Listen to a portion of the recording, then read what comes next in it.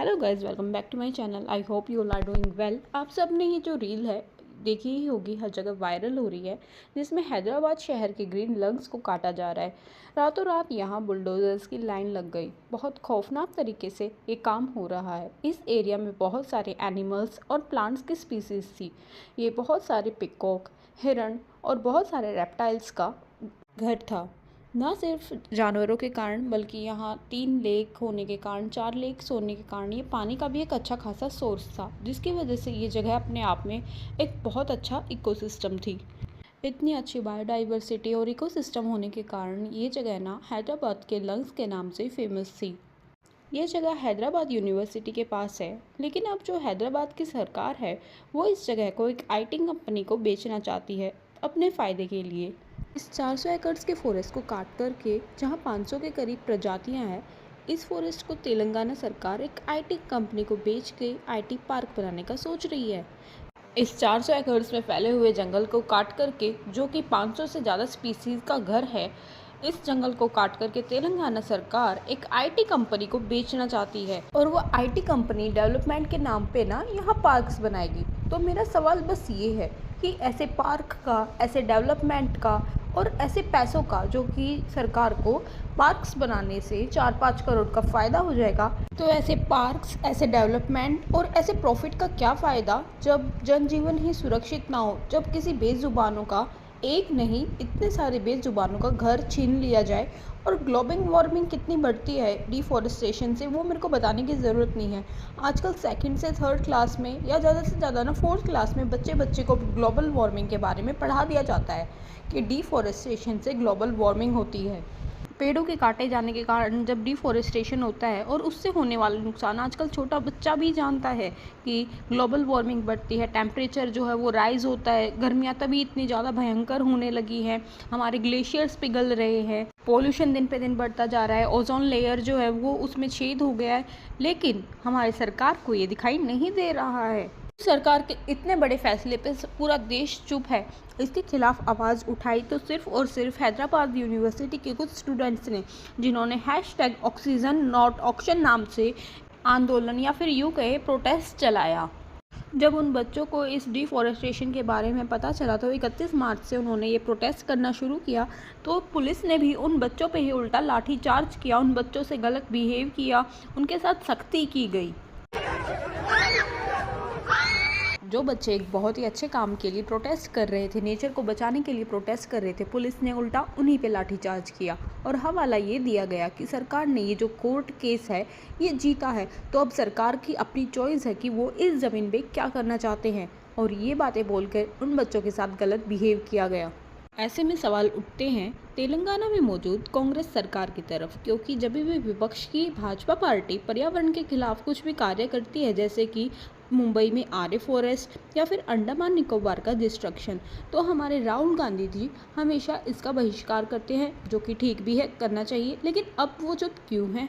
क्योंकि राहुल गांधी जी एक प्रॉमिस कर चुके हैं कि जब भी सरकार को या तेलंगाना को उनकी ज़रूरत होगी, राहुल गांधी जी हमेशा लोगों के साथ होंगे। तेलंगाना को राहुल गांधी की जरूरत होगी, मैं आपका सिपाही दिल्ली में बैठा हूँ, मैं 1 मिनट में हाजिर हो जाऊंगा। लेकिन अब कांग्रेस के लीडर राहुल गांधी जी चुप क्यों हैं? तो यहाँ से एक बात तो क्लियर हो जाती है कि सरकार का काम बस विपक्ष पे लांछन लगाना या एक दूसरे को ब्लेम करना है। असल मायने में काम कोई नहीं करता है। नेचर को बचाने के वादे सब करते हैं, लेकिन जब उस पर बात खरे उतरने की आती है तो सब एक दूसरे को बस ब्लेम करते हैं। वहीं हम अब दूसरी तरफ बात करते हैं एक बार दिल्ली सरकार की। केजरीवाल से जो दिल्ली सरकार थी बहुत परेशान थी। जैसा कि कुछ दिल्ली वालों का कहना था कि फ्री के चक्कर में जो फ्री देने वाला था, हमने अब उसको फ्री कर दिया है और भाजपा को एक मौका मिलना चाहिए।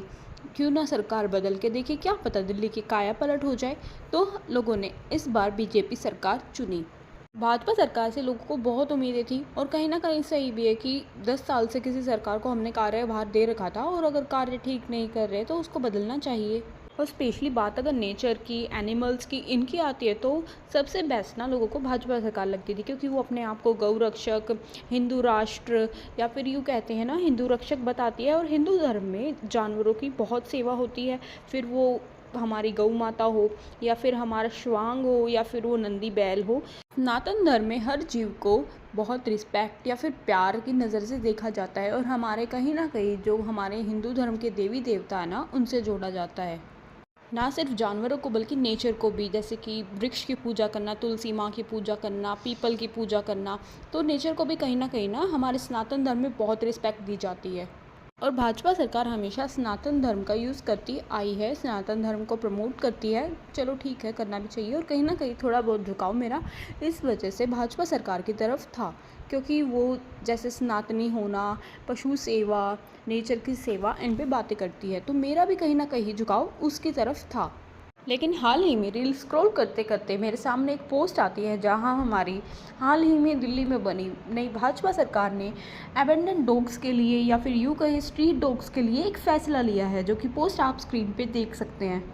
तो भाजपा सरकार जो अपने आप को सनातनी होने का दावा करती है, जो सनातन धर्म को प्रचार करने का, उसको आगे बढ़ाने का दावा करती है, बेज़ुबानों से और हमारे नेचर से प्यार होने का दावा करती है और बोलती है कि हम हर पशु की सेवा करते हैं, सबका विकास सबका साथ, ऐसे कुछ मुहिम चलाते हैं कि सबका साथ सबका विकास होगा, पशु पक्षियों से भी प्रेम करो, ऐसी मुहिम चलाते हैं। और उसके बाद जब सरकार ऐसे फैसले लेती है जहाँ पशु प्रेमियों की भावनाओं को नहीं समझा जाता है, पशु प्रेमियों की भावनाओं को समझो, जहाँ एक होता है ना कि इंसानियत को भी नहीं समझा जा रहा है, यहाँ डॉग्स की इक्वलिटी, उनके राइट्स, उनके प्यार, इनका क्या अब।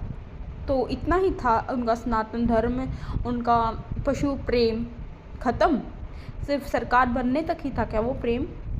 अब देखते हैं कि इस पे हमारे जो श्रीमान मोदी जी हैं, हमारे देश के माननीय प्रधानमंत्री हैं, उनका क्या फ़ैसला होगा। तो अब कटघरे में दोनों सरकारें हैं, दोनों विपक्ष हैं। अब एक तरफ है तेलंगाना सरकार जो हज़ारों बेज़ुबानों का घर छीन के, उनको बेघर करके उनके साथ अन्याय कर रही है, नेचर के साथ इतना गलत कर रही है। और दूसरी तरफ है दिल्ली सरकार जो इतने सारे स्ट्रीट डॉग्स का या फिर स्ट्रे एनिमल्स के साथ अन्याय कर रही है, उनका घर छीन रही है, या फिर यूँ कहें कि उनको खुल के जीने का हक नहीं दे रही है। इनजस्टिस तो दोनों तरफ है, जानवरों की दुर्गति तो दोनों तरफ है, पशु प्रेमियों को बुरा दोनों तरफ लग रहा है। अब देखना ये होगा कि कौन सी सरकार एक अच्छा फैसला लेके ना अपने आप को सही साबित करेगी और सच्चे मायने में अपने आप को पशु प्रेमी या फिर यूँ कहे पशु प्रेमी नहीं भी होके एक इंसान, बेहतर इंसान साबित करेगी। क्योंकि हम इंसान हैं, हमको अपनी सरकार चुनने का हक है। हमको आज अपनी ये सरकार पसंद आई तो हमने इसको वोट दे दिया, लेकिन जानवर भी इस देश का हिस्सा हैं, वो भी इस देश के नागरिक हैं। नागरिक सिर्फ इंसान नहीं होते हैं, जानवरों का भी नेचर पे और क्लाइमेट पे उतना ही हक है जितना हम इंसानों का। वो सरकार नहीं चुन सकते, लेकिन उनके बिहाफ पे हम अपनी सरकार को चुन सकते हैं। तो आगे आने वाले टाइम के लिए कौन कितने अच्छा अपना इम्प्रेशन अपनी यूथ जनरेशन पे डालेगा, वो देखना होगा। ये था मेरा आज का वीडियो। आई होप आप लोगों को पसंद आया होगा। आप अपना कमेंट सेक्शन में ना एक बार ओपिनियन ज़रूर बताना। वीडियो पसंद आया हो तो वीडियो को लाइक कर देना, जिससे मेरे को मोटिवेशन मिले।